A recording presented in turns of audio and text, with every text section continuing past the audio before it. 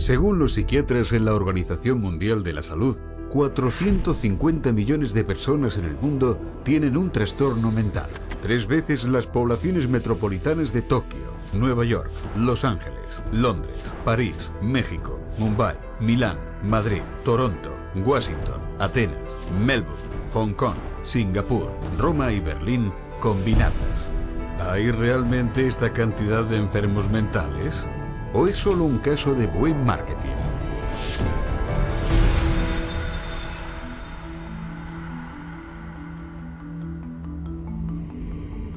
A principios del 99, Estados Unidos se enfrentó a una nueva epidemia aterradora.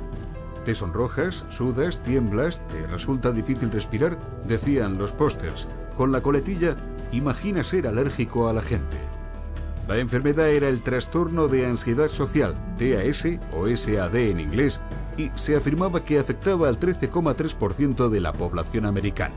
Y para saber más, se instruía a los lectores a contactar con un grupo, la Coalición del Trastorno de Ansiedad Social. Lo que al público no se le dijo era que tanto la coalición como la campaña las había creado una agencia de relaciones públicas y era financiada por una empresa farmacéutica. Más tarde ese año, con la campaña haciendo consciente a millones de personas de este mal previamente desconocido, el Paxil se convirtió en la primera droga aprobada por la FDA para el trastorno de ansiedad social. Psiquiatras como Jack Gurman de la Universidad de Columbia y Murray Stein de la Universidad de California en San Diego firmaron como los líderes para la campaña de Paxil. Y en 3 años, Paxil se disparó desde la 3ª posición en su clase a ser la primera. El director de producto del Paxil alardearía más tarde: el sueño de cada hombre de marketing es encontrar un mercado no identificado o desconocido y desarrollarlo. Eso es lo que pudimos hacer con el trastorno de ansiedad social. La competición del Paxil se fijó en esto. Ese mismo año, Pfizer consiguió la aprobación de la FDA para vender su antidepresivo, Zoloft, para el tratamiento del trastorno del estrés postraumático. Contrataron también una firma de relaciones públicas para crear su propio grupo de líderes psiquiátricos y les pagaron para difundir sus noticias sobre el trastorno. Esta campaña afirmaría que una persona de cada 13 desarrollaba este trastorno en su vida, y esto incluía a quien viera un acto de violencia, un desastre natural o un evento angustioso. Y como con Paxil, las ventas del Zoloft subieron por las nubes. For the psychiatric drugs, the goal is to have as many people on them as possible. So the way to do that is to convince normal people that they have some defect or mental disease or condition that requires treatment. So I mean that's the way they do it. They hire these big marketing companies that come up with these campaigns. We're going to tell you about your disease so that you can lead a happier, healthier life. Oh, and by the way, we have a drug too that helps to treat this disease. Esta práctica de vender la enfermedad se conoce como la compraventa de la enfermedad, una expresión que definió la periodista Lynn Payer como intentar convencer a la gente que está esencialmente bien de que están enfermos, o gente ligeramente enferma de que están muy enfermos. En Madison Avenue, la compraventa de la enfermedad se logra con una estrategia de clasificar la condición, donde la enfermedad mental se vende igual que los coches, la cerveza o el detergente para la colada. Y de acuerdo con el mayor gurú de Nueva York, Vince Perry, no hay una categoría terapéutica que acepte mejor la clasificación que el campo de la ansiedad y la depresión, donde la enfermedad raramente se basa en síntomas mensurables y por lo tanto abierta a la definición conceptual.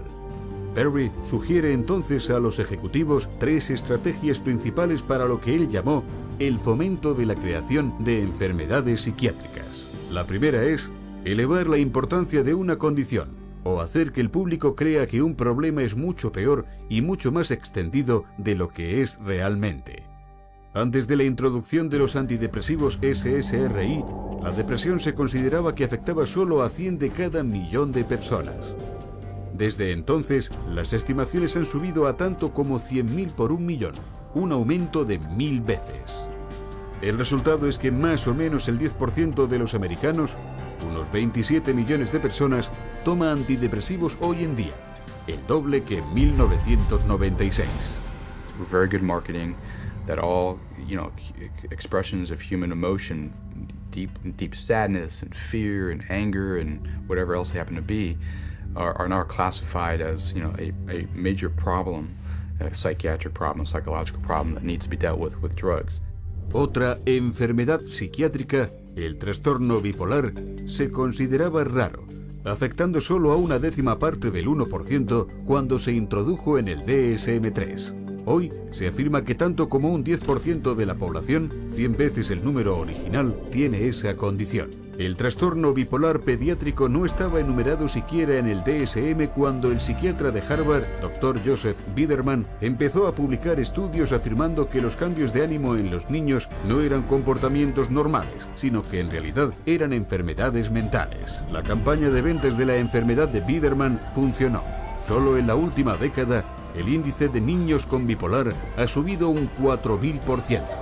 Pero lo que no se le dijo a los padres era que 25 empresas farmacéuticas distintas habían garantizado el trabajo de Biederman. La extensión de su influencia no se reveló hasta que una investigación del Senado en 2008 expuso a Biederman por no informar de más de $1.600.000 en ingreso farmacéutico. Pero estas revelaciones no tuvieron efecto en la psiquiatría. El bipolar pediátrico sigue siendo aceptado ampliamente en la comunidad psiquiátrica. These labels are being applied to younger and younger children, which I think is really, a sad case. Not sure I agree with any of those labels to begin with, but let alone for them to be applied universally to young kids. This idea that childhood itself is a psychiatric disease is simply based off some completely unsubstantiated idea that got printed in the psychiatric manual, and there's no science behind it whatsoever. La venta de la enfermedad. Estrategia número 2. Redefinir una condición existente. Esta táctica toma un estado de ánimo normal y lo redefine como una enfermedad psiquiátrica que ahora tiene que tratarse con drogas. Ejemplo, la tristeza invernal. Una condición mental común relacionada con la falta de sol en los meses de invierno, pero redefinida por los psiquiatras como el trastorno afectivo estacional, una enfermedad psiquiátrica que requiere tratamiento psiquiátrico. Otro ejemplo, consideremos el cambio de emociones en la menstruación de la mujer, creada por los psiquiatras como trastorno disfórico premenstrual, una enfermedad mental descubierta no en el laboratorio, sino en el departamento de marketing del fabricante de drogas Eli Lilly. When Prozac patent came up, they realized they needed to come up with some sort of new to keep the money rolling in, and they came up with a new disorder. They just made it out of thin air, the premenstrual dysphoric disorder, the PMDD, and then the new wonder drug, which was Serafem, which if you look at Serafem on the back of the label, it just says, this is Prozac.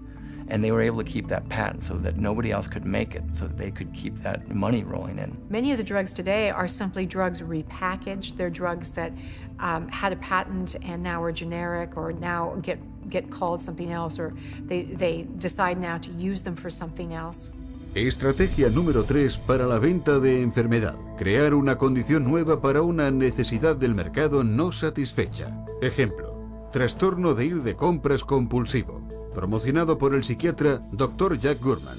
En sus apariciones ante el público se citaba un estudio reciente que afirmaba que hasta 20 millones de americanos, 90% de ellos mujeres, podía tener el problema. Lo que no reveló era que el estudio fue financiado por los laboratorios Forest, fabricantes del antidepresivo Selección, y que él era un asesor pagado para por lo menos 13 firmas farmacéuticas, incluyendo Forest.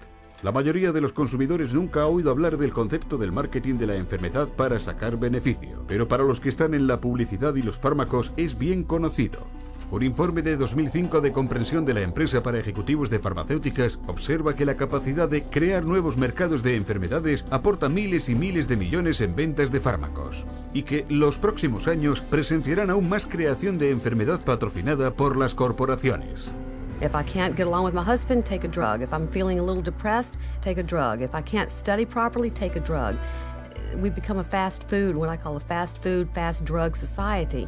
Uno podría entonces preguntar, ¿Hay alguien cuestionando este aumento extremadamente cuestionable y científicamente no probado de diagnósticos mentales? En abril de 2006, el diario médico británico encontró, sin querer, cuando publicaron un estudio pionero que anunciaba una enfermedad psiquiátrica recién descubierta, trastorno de deficiencia motivacional o MODED. Se caracterizaba por letargo y una indisposición para trabajar. Se afirmó que MODED afectaba a millones, pero cuando los medios de comunicación por todo el mundo transmitieron las noticias sin cuestionarlas, el diario dijo la verdad. El estudio era parte de la edición de su Día de los Inocentes, pero el chiste demostró el punto. La venta de la enfermedad funciona. Incluso gente sin enfermedades mentales en lo más mínimo pueden ser considerados en riesgo y que se les recomiende un tratamiento de drogas. Un estudio publicado en el diario de la Asociación Médica Americana instaba a todas las víctimas de ataques al corazón a tomar un antidepresivo para prevenir la depresión, estuvieran deprimidos o no. Se descubrió que los autores tenían una relación financiera no revelada con el fabricante del antidepresivo Lexapro. El drogado preventivo es la onda del futuro, como un experto dijo. Por lo visto hay una cantidad de dinero ilimitada que ganar con el marketing farmacéutico de los remedios para las enfermedades y todavía más de los remedios para reducir los factores de riesgo para la enfermedad. And of course, every time they come out with a new mental disorder, then they come out with a new drug to counteract it. At least to me, it seems like nothing more than a marketing ploy. There are certain executives in the pharmaceutical manufacturers that have stated that one day in America, every person will be on drugs, healthy or not. Con estas astutas campañas de ventas de la enfermedad, 100 millones de personas en el mundo están hoy en día tomando psicotrópicos. Y como resultado, la industria de los psicotrópicos está ganando más de $150.000 cada minuto. Un asesor del consumidor dijo, puedes vender cientos de millones de dólares de una droga, hasta una mala, si tienes la campaña de marketing correcta. Lo que nos lleva a nuestra siguiente pregunta. Ahora que las campañas de comercialización de la enfermedad crean la ilusión de enfermedad mental generalizada, ¿cómo de seguras son las drogas que los psiquiatras recetan para tratarla?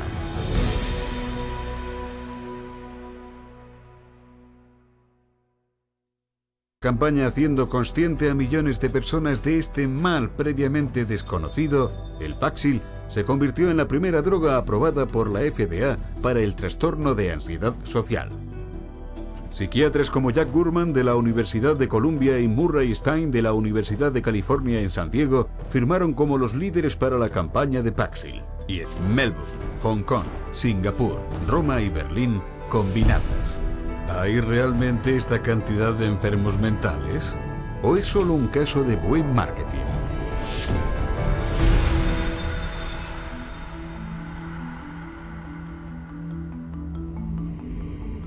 A principios del 99, Estados Unidos se enfrentó a una nueva epidemia aterradora. Te sonrojas, sudas, tiemblas, te resulta difícil respirar, decían los pósters. Con la coletilla, imagina ser alérgico a la gente.